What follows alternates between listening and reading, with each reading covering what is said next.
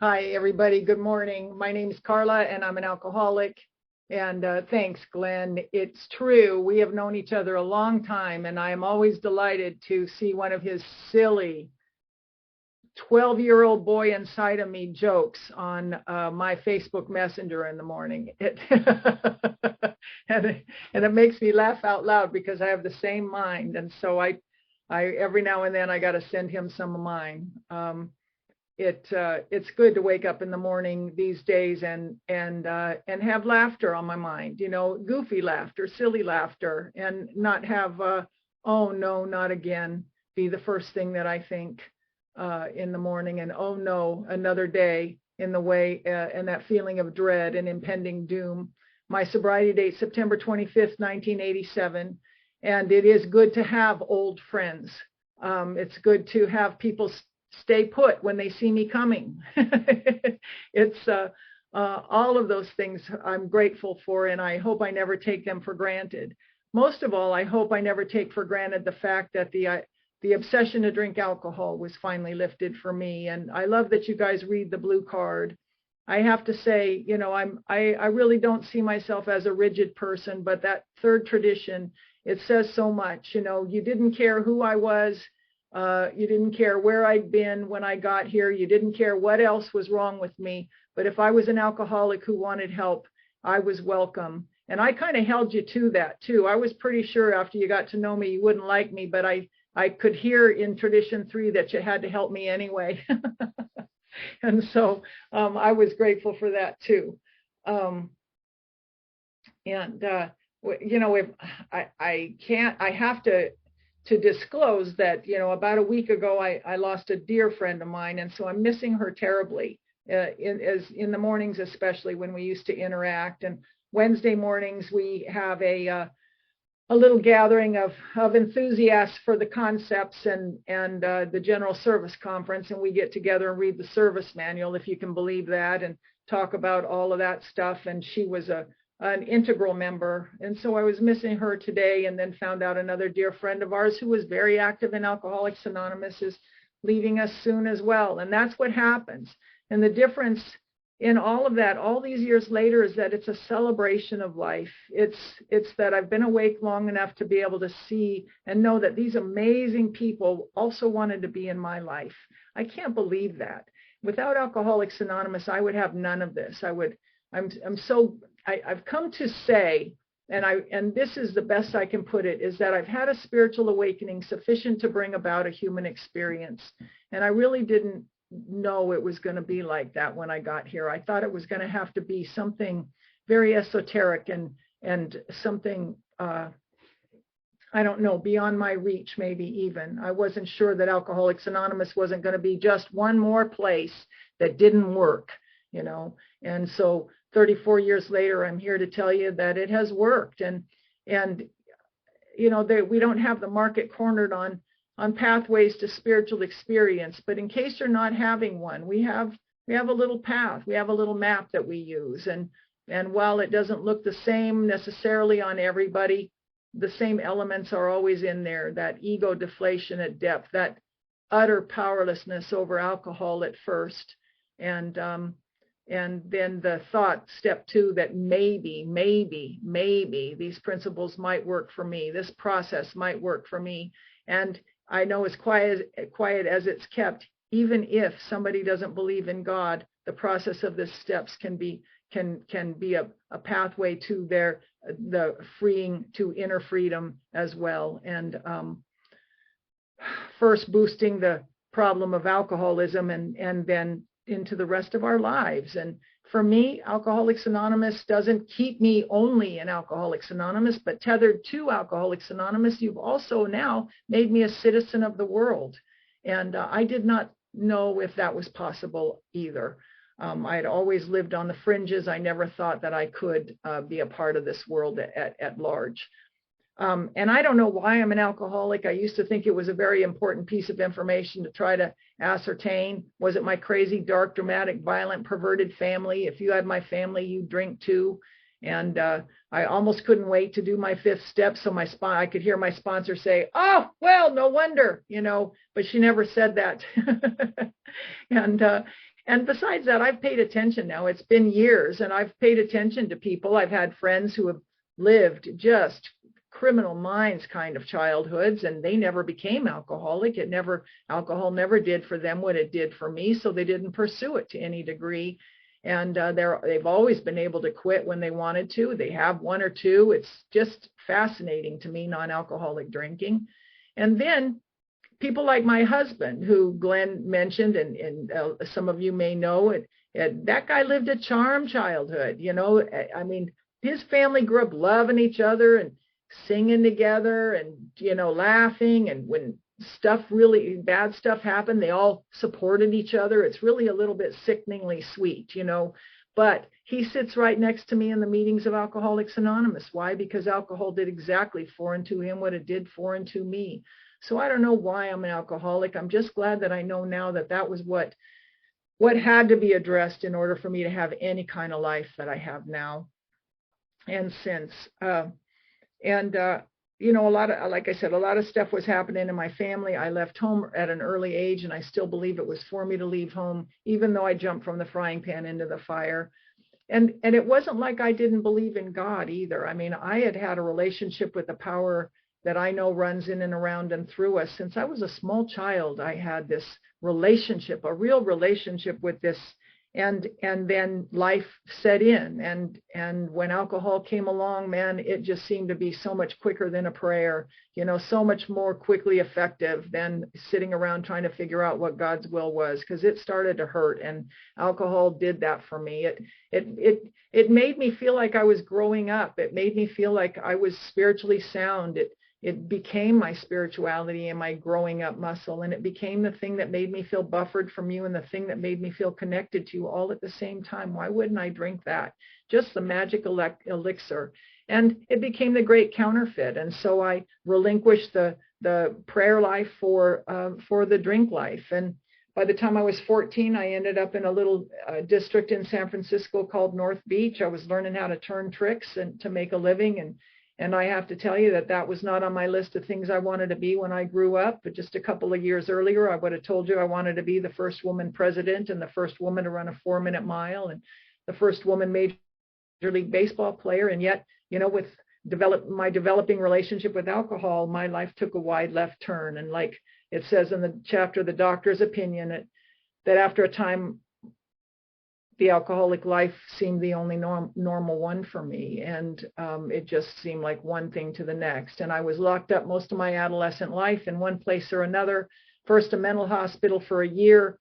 And they were giving me daily nutritional supplements of Thorazine, Mellaril, Valium, Dalmane sleepers. And I don't have time to go into the effects of that kind of thing or the reentry from it. But it had an effect in my life. And I ran away from that place ended up in a juvenile hall and a rehab at the state hospital and then a girls' home. And I ran away from most of those places and ended up hooking up with a boyfriend I met in rehab, and because that's where they keep a lot of the partners, as some of you well know. And we ran off into happy destiny. And I just became one of those drunks who slept by the side of the road and called it camping, really. I thought I was on a spiritual quest, and I was a hobo, really.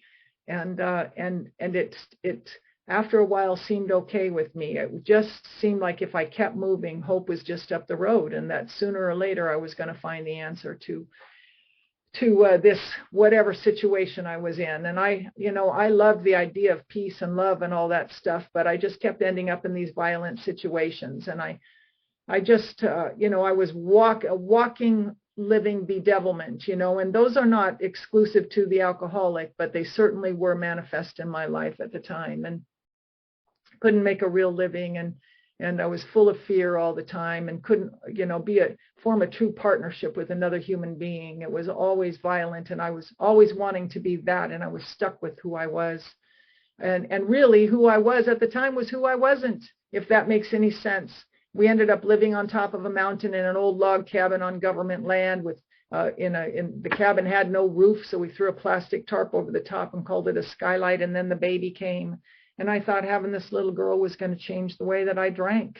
And we all know that alcoholism just doesn't care who you love, and And, by that time we were drinking homemade wine and moonshine because it was organic and much better for you, and still no difference, right?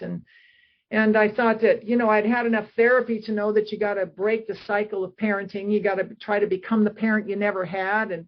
But by that time I was getting my clothes and shoes and the necessities of life out of a box behind a store in town. And I thought I was going to be a better parent than the one I had, because I was delusional. And, using my best efforts, this is as good as it got most of the time. And my daughter got in the way of one of our fights when she was about 10 months old, and I had to take her up the road where it's got to be better somewhere else. And my first legitimate work was in the bar business, and it never occurred to me not to drink on the job. Why else would you have that job? It just seemed to me to be cosmically efficient, and I just thought it was meant to be. And I drugged that kid over 3 states, and we ended up in a little town in California called Covina, renting a room from my aunt. My daughter was almost 4 years old, and I had gotten a job in Hollywood tending bar. And again, this place was not a dive. It was not a bad place to work. Great job, great boss, great money. Any healthy person could have made a great living doing what I was doing. And yet, I'm the common denominator there. And every afternoon I'd kiss my daughter goodbye, and I'd take off for the bar I was working at, and I'd get thirsty on the way, and I'd stop at the bar on the way to the bar, and I'd have a couple of shots of Cuervo and a couple of Bud Backs and drink them down and head off to work and pour drinks and drink with everybody till the wee hours of the morning and crawl home and start over again. And one afternoon I kissed my girl goodbye like I had been doing for months, and I took off for that bar in Hollywood, and I got thirsty again and stopped at the bar on the way to the bar as usual. And to this day, I don't know what was different on that day from the day before, except for 24 hours, because I didn't hate the job I was going to, and I didn't love my daughter any less on that day than I love her today.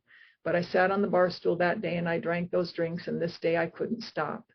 This day, the knowledge that I needed to get up off the bar stool and go to a job that I really liked going to. There was no trauma going on there. There was nothing I hated about that job, but I just couldn't get away from the drink. Once I started that day, I could not stop. And I knew nothing about the phenomenon of craving. I just thought that really I had just changed my mind. And all of a sudden, that job I loved so much became very, very unimportant in my life in that moment. And nor did the knowledge that my little girl was sitting at home waiting for her mommy to get there later on that night so we could play for a little while and then wake up the next morning and play a little bit and start the day again together as we always did, wasn't enough to overcome the phenomenon of craving that happens once I start to drink. And if Just Don't Drink would have worked, you'd have a different speaker today, that's for sure. Because by that time, my relationship with alcohol was so developed that when I'm not drinking, it's all I can think about. So I was in that torturous state of alcoholism where I was either drinking or thinking about drinking all the time. And I sat on the bar stool that day, and I drank those drinks, and I couldn't get up, and I lost the job, and I lost the kid in one fell swoop. And I ended up living on the kindness of strangers in that little area for about a month until I fell into another job in another dive bar where I met my drinking partner, whom I married right about the time we should have split up. And we ended up moving in together, and we just became the neighborhood entertainment. I just kept thinking it was circumstance that was in my way. And as soon as I settled out the circumstance, we'd all be okay. And, we just became the neighborhood entertainment. And we used to settle our arguments with a shotgun. Whoever got to the gun first won. That's how we did it. And the harder I tried, the worse it got. And after a while, I just kind of gave up and thought this is the way it is. And I didn't get my daughter back till she was 8.5. And then I didn't get sober till she was almost 10. And here's where I really began to suspect that I might be down for the count. Because, people had been scared of my drinking for a long time, other people. And now I was beginning to get secretly scared of my own drinking, but you can't tell those people who are already afraid of your drinking that now you're secretly scared of your drinking, because they're going to say something stupid like, why don't you stop? And, we're not going to do that. And it wasn't even so much the times that I set out to get drunk that bothered me. Even a non-alcoholic can do that, where we all set out to get drunk and we succeed. But it was the times that I just wanted to have a couple, truly. I know that a lot of us come in here brand new and we say, no, I never wanted to have just two. But looking back, I think of so many times I wanted to be able to control it, to have two and then go get the kid, to have two and then go grocery shopping, have two and finish my shift at work. Just have a couple, whether it was 2 or 5 or whatever. I wanted to be able to have as many as I said I would and then stop. But I couldn't do that after a while. And you know, and here I was again, and I got my daughter back, and during that time I had one job 5 days a week during the week, and that was to go pick up my daughter, get in the car in the afternoon and go pick my daughter up from school. It was a 10-minute drive each way, and most days I made it.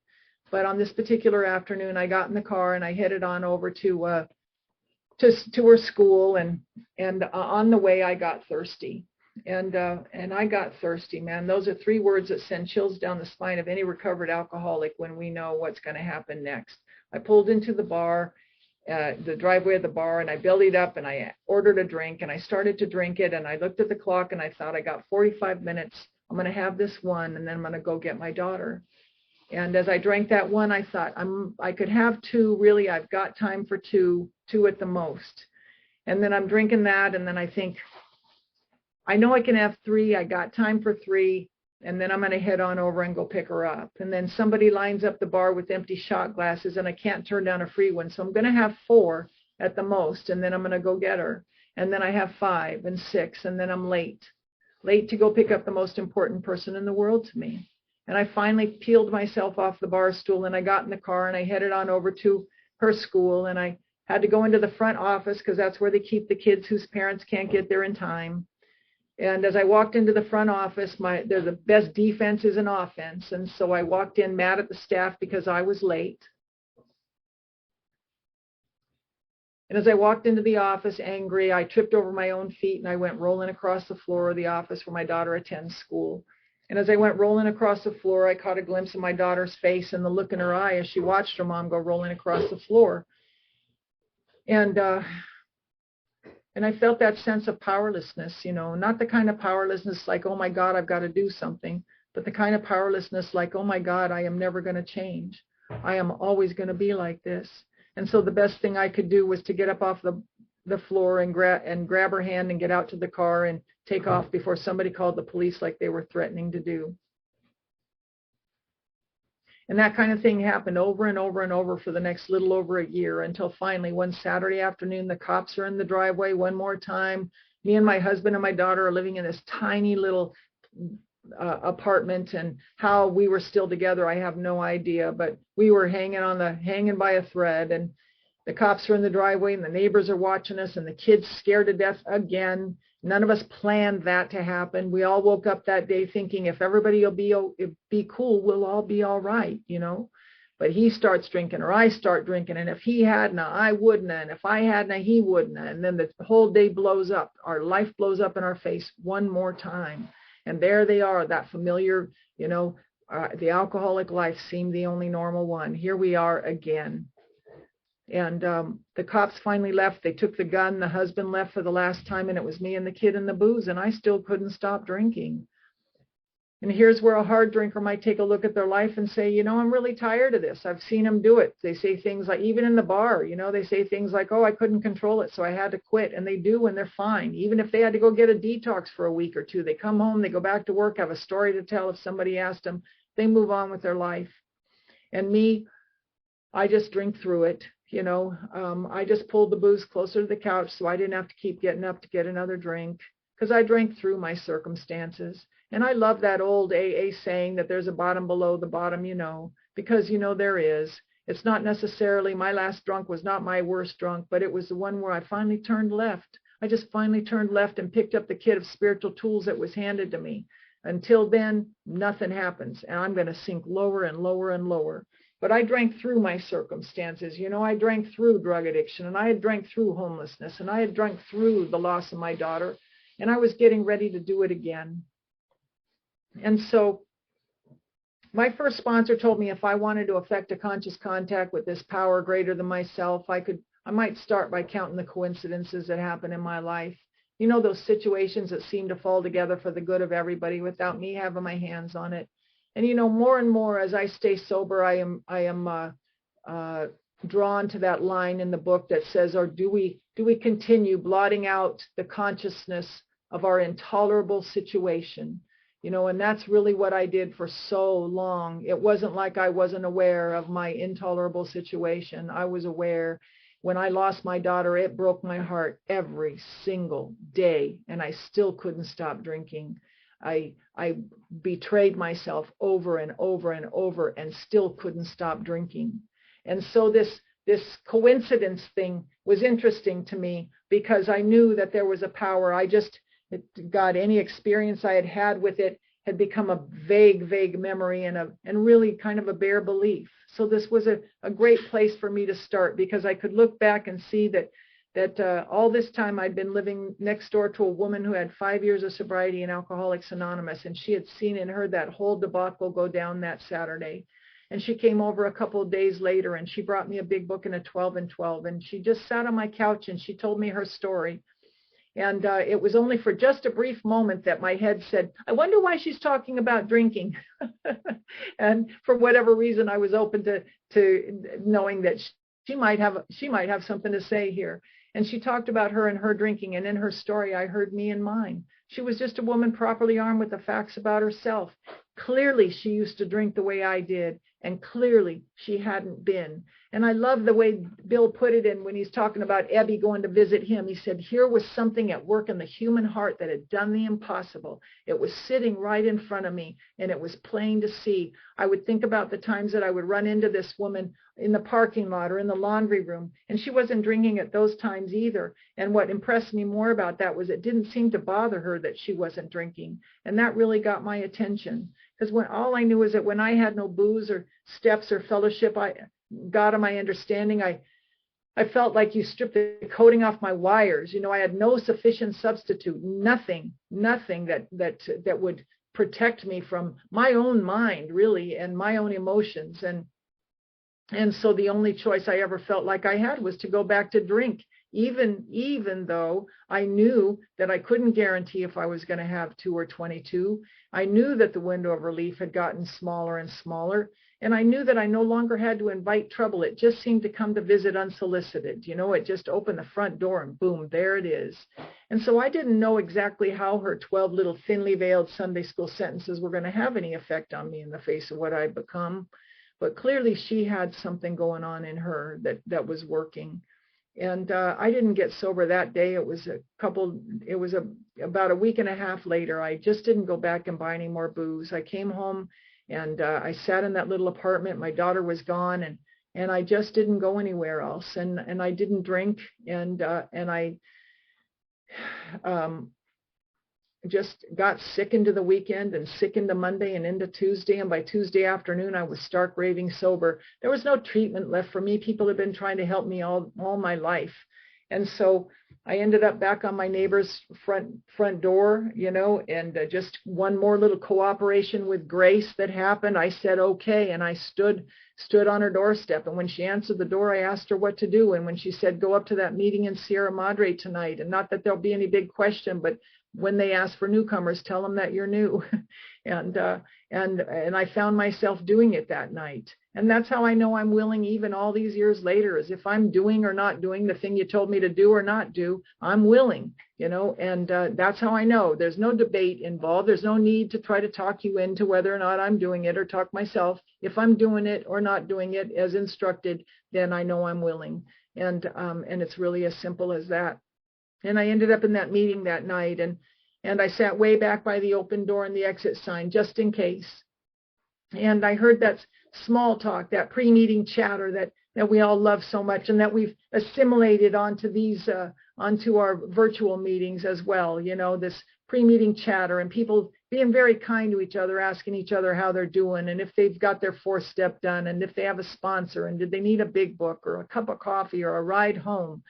And all of those things, this, before I ever took a step, something was happening, something with a capital S. And the point, and the different deal this time was that I was allowing it to. I was allowing it to move me and keep me seated in that seat, in that meeting. Something was happening, nothing official, nothing that I had to read or understand or comprehend, except just to sit there, and something was happening. And I was much moved. And then I heard somebody say, "Hey, Joe, how's your lawn?" And I thought, oh my God, I was moved again. I thought, could my life ever be so elegant and simple as to be concerned about a lawn? You know, it seemed like my life had been so much about hustling and scraping and holding on up till then. You know, could it ever be just about sitting on a front porch smelling fresh cut grass? It sounded like hope to me. And I heard the hope, you know, in so many words, and in just the act of kindness or interest that they were showing each other for the moment. It felt like hope to me.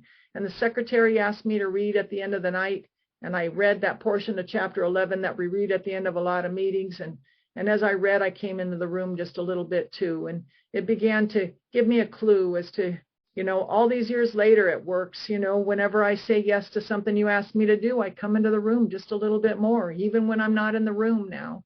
And I needed that. I so needed something to be installed in me so that when the meeting doors close behind me, I'm still okay. And I found that there's no place in the world that I go where God is not.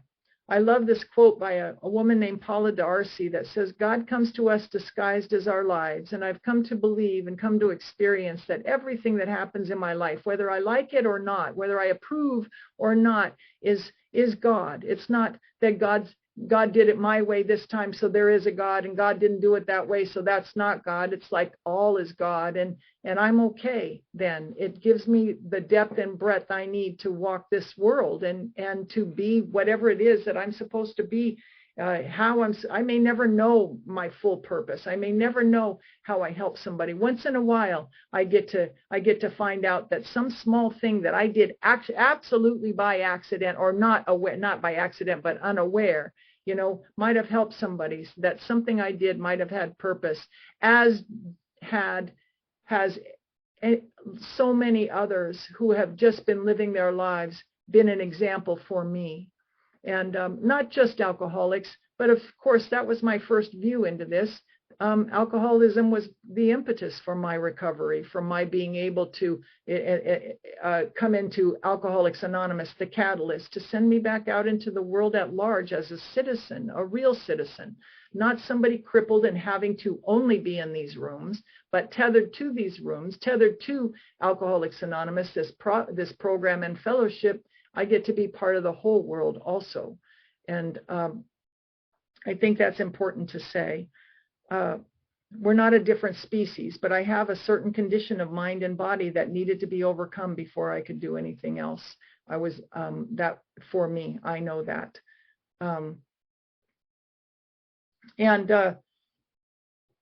I had to drink one more time at 89 days, and then I was all in. As soon as I had taken that drink, I knew I wanted what I'd had just a few minutes earlier, even with the discomfort. And it was very important for me to learn that I needed to get comfortable with being uncomfortable, that being uncomfortable didn't always mean I was doing it wrong. It just meant I was growing through something.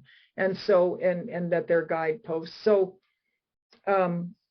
I got to come back in, and my sponsor took me through the steps, and I made that first round of amends to my family at about 9 months sober. And I say that first round because my family has required a lot of follow-up. That initial talk that I had with each one of them, and just needed a lot of follow-up. It was more than a mere mumbling of, yeah, I know I was wrong here, and I did this, and I owe you that. It was the follow through, the clear demonstration that I had changed. And that has happened. And sometimes quickly, sometimes slowly. But to this day, there's not one member of my family who'll stand in the doorway and say, no, please don't go to the meeting. You know, they never do that either. Nor does any member of my family ever have to wonder where I am, or don't I love them, or why can't they find me? That doesn't happen either. And then other people started asking me to sponsor them. And I got to tell you, the only fifth step I like better than mine is yours. And I know no better way to say it, because in your eyes, I see forgivability and lovability and redemption and hope and growth. And you draw from me things I didn't know I needed to share, and you share with me things I didn't know I needed to hear. And somewhere in there, whether it's a formal inventory or on the way to a meeting or over coffee or over the phone, we knit ourselves together, you know, with those Me Too moments, and we encourage each other to keep going. And man, it's magic, you know. Then other people started asking, well, I already said that. And then my daughter started to come home at all hours of the night, beat up and bloody. She'd been jumped into a gang. She's starting to find her sense of family and camaraderie out in the street where I used to. She'd was drinking and using, and we didn't know to what extent. She's 11 years old, and she was angry and in trouble. And you know, whether or not I was ever going to get a relationship back from her, it was still incumbent on me, and I wanted to make the amends. I wanted to help find a path where she could recover and be exactly who she was meant to be in this life. And I knew I was willing from my guts out. I knew that. And so it was a long walk from the time she was 11 till she was 23. You know, we did that sobriety cha-cha, 2 steps forward, 3 back, 1 forward, 2 back, 2 forward, 1 back, like that. And she was in that treatment center for 6 months, and I showed up when they asked me to, and I stayed away when they asked me to, and little by little, you know, you guys reminded me mountains are moved a spoonful at a time. And when she was 16, she came home, and she and her boyfriend had a funny look on their face, and I told them they were pregnant, and they nodded, and I got to tell her I'll be there no matter what she decides. And I got to be present at the birth of my first grandson, and that kid just started his job as a practicing attorney about 5 months ago, and he's doing real well. And then she had another son about 5 years later, and he's doing great too. He didn't want to go straight into college after school, so he went to work, and he's growing up, and they're both just really good young men. And she's a better mother than I ever could have hoped to be. And she just a few years ago, I sat with my husband and my mended family and watched her collect her master's degree. She ended up putting herself through school and becoming a social worker. Her first job was on the crisis impact team with the police department, and she'd go into the aftermath of things like the Las Vegas shooting and the San Bernardino terrorist act, and sit with the families of the victims and help them begin to put the pieces of their lives back together. That's who she is. And I don't know if she is who she is because or in spite of me, but I know that because of Alcoholics Anonymous, I get to be a privileged witness in her life and in the lives of anyone who wants to be in mine. And for that, I'm grateful. When I was 5 years sober, I was raped by an intruder in my apartment. He came in the middle of the night. He had a knife, and he tied me up with a telephone cord, and I didn't hear him coming. And so he was there for a few hours and raped me and robbed me. And then at a certain time, I tried to run for the front door, and the door stuck. So we ended up in a little altercation, and rather than get angrier and do anything, he dropped the knife and he went out the same window he came in. And it turned out that I knew this guy. I'd actually watched him get sober 30 days before I did. And I watched him get his life, his wife, his kids, and everything back. And then I watched him join the church and leave AA behind. And when he went out, that's what happened. And what I chose to learn from that is that while the big book does tell us to be quick to see where religious people are right, to make use of what they offer, Alcoholics Anonymous is a place where I learned the terms and conditions of my alcoholism. It's where I learned that I'm not one of those people who can go home after a Sunday sermon and have a glass of wine. I learned that here, and then I can go anywhere I want to and practice spiritual principles. They're all full of them. AA didn't invent them. We just synthesized them so that an alcoholic could use them and simply and maybe get better before we had to die. But we take spiritual principles really, and we aim it right at alcoholism. That's our purpose here. And then I can go out there and worship anywhere I want to, but tethered to Alcoholics Anonymous. At least that's my view today, my experience, and what I thought I saw happen. There was a trial that followed a few months later, and as part of the defense, they had a lot of the guys I'd known years before get up and testify as to who I used to be, kind of like a big public fifth step. And so we had to get a character witness for me. And by that time, I was working at a big fancy investment firm downtown Los Angeles. It's a place I never would have walked in the front doors of years before.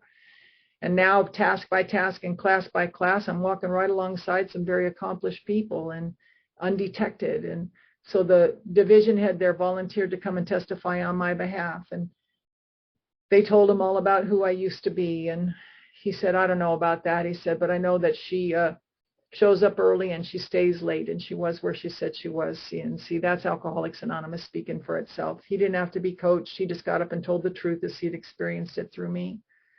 And then it was my turn to testify. And my sponsor and I had been talking about forgiveness, for a while. And I know this, I knew it 5 years of sobriety. And I'm so grateful that since I was 9 months sober, and this still holds, that throughout all of the different circumstances, those I've liked and those I've not liked, the thought that a drink would make any of this any better has not occurred to me. And that allowing circumstance to drive me further in and to the next phase of growth, or whatever you want to call it, has served me well. Letting it drive me further in than out. And that's what happened. I wanted forgiveness to happen. And yet fear was still on me so much. At 5 years of sobriety, anger was my favorite way to respond to fear like that as well. And anger can be motivating. It certainly, it certainly can, but unless it becomes transformative, it just sits in me and festers. And I didn't want that. I really didn't. So the 7-step prayer became my mantra for a while. And I'm not a nugget prayer sayer all the time, but that particular prayer helped me get from point A to point B and helped me navigate my life until this could happen. And so now I'm sitting in the witness stand, and I look out and I see him sitting at the defense table, and I realize that I've sat in his seat before, and I realize I could sit there again if I were to take a drink, and maybe even just got so full of self I got crazy, but the words at the top of page 67 in our resentment inventory in the big book came to me, where it said, though we didn't like their symptoms and the way these disturbed us, they, like ourselves, are spiritually sick. He, just like me, not sitting from a spiritual hilltop trying to forgive this idiot for being who he was, but that he's just like me. And haven't I sat where he sat, and couldn't I sit there again? Or am I so filled with self right now that I'm roaring through the lives of someone like that proverbial tornado? This is this stuff in the 4th step carries through into my 10th step. Haven't I, couldn't I, am I right now? And helps deflect that, or intercede with that judgment that I so like to. It's so delicious to resent and feel superior, and yet it's so deadly for me and us, not just alcoholics, but any human being, but certainly alcoholics. What waits for me on the other side of that resentment is a drink, is that spiritual cushion that has developed over time, the time and practice of these steps. That spiritual cushion diminishes, and over time there's no spiritual or mental defense against that first drink. And I have no doubt that could happen. I've seen it happen. I've seen people forget at 20, 30, 41 years of sobriety, forget. And so I respect it. I don't have to walk in fear every day that I'm going to take a drink, but I do respect it. And so I take measures, daily measures, to make sure as best I can that it doesn't happen. I trust the process. I came to trust the process in steps 1 through 9, and then I continue it in 10 and grow it in 11 and share it in 12. I try to demonstrate it in 12. So what happened for us in that moment was we just became two alcoholics sitting on opposite sides of the courtroom, he like me, and the forgiveness came. The forgiveness came over me or through me, or certainly not of me, but it was allowed. It became unblocked, and I could see it differently.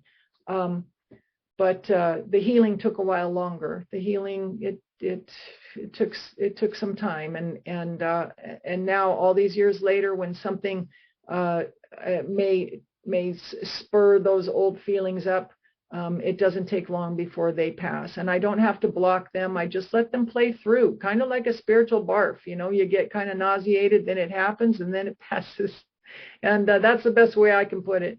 And I don't have to be afraid of my feelings anymore. I'm not afraid of my fears. The detective who worked the case came to me after it was over, and he said, I don't know who you were back then. I'm not even sure I want to know, but whatever it is you're doing now, keep doing it because it seems to be working. And that's Alcoholics Anonymous speaking for itself. He was sentenced to 20 years and he did 12 and then he did 3. And as far as I know, he's not been able to stay out of prison or sober, but I know that it works in prisons and in institutions. I've had the privilege of carrying the message of AA into every place I've ever been locked up, and then to men's prison here in California and the men and women's county jails. And it works where it's worked. And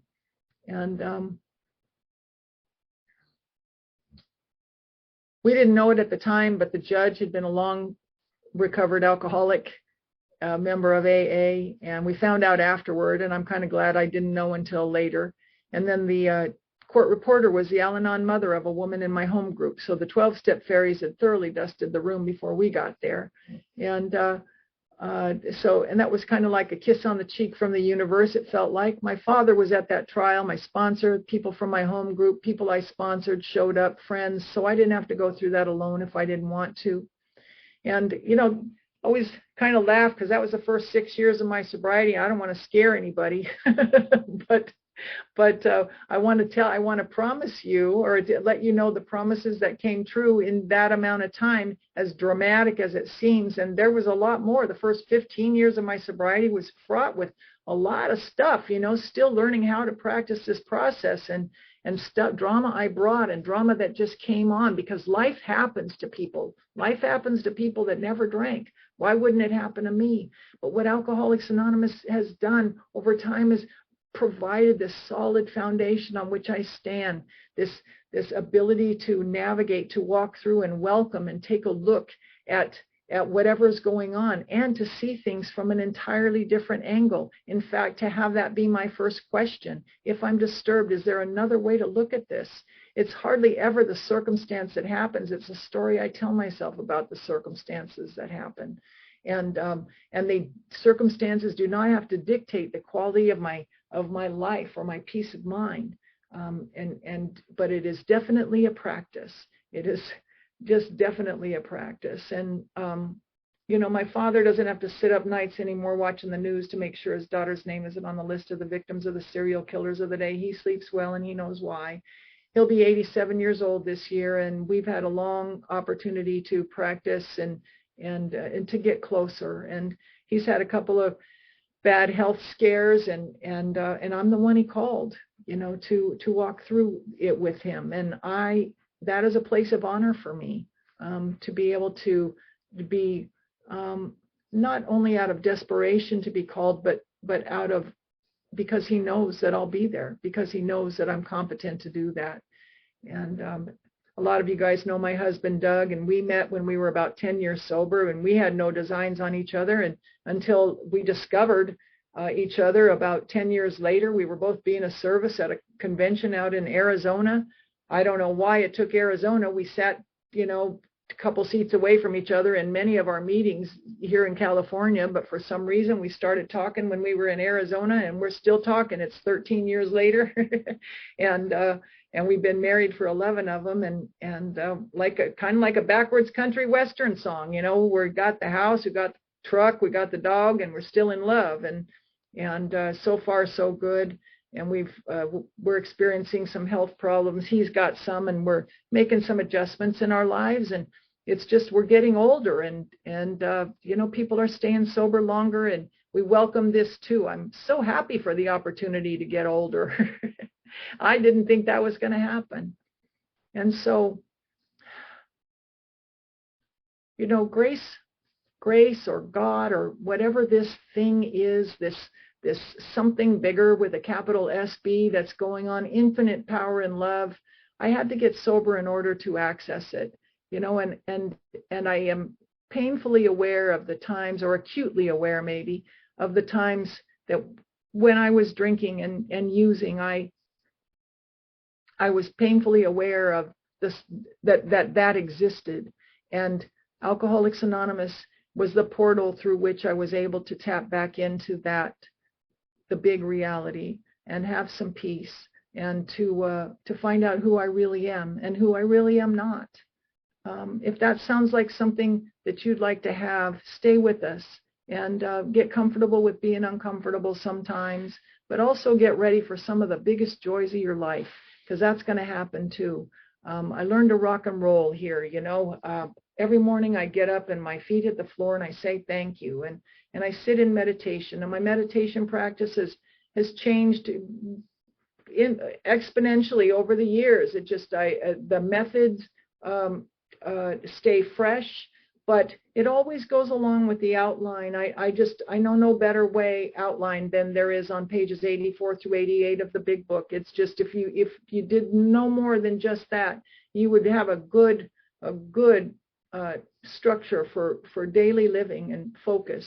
And the 12 and 12 too. I love the 12 and 12, and I think there's so much valid information there, you know, and that was written down many years after Bill was sober in the beginning. And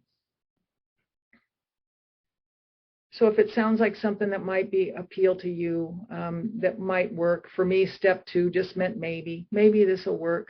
Come on in and sit with us and give it you don't have to change much, just everything and allow that. Thanks so much for having me. It's good to see you, Glenn. And